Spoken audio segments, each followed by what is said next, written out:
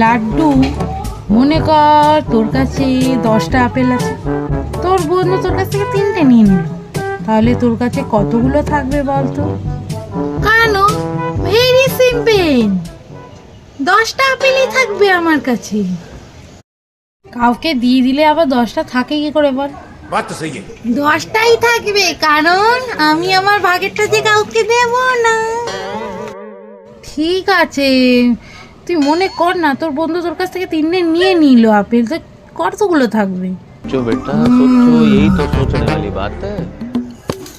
এত করেই যখন বলছেন, ভেবে চিন্তে দেখলাম 10টা আপেল তো থাকবেই, আর তার সঙ্গে যেটা থাকবে সেটা হলো একটা লাশ।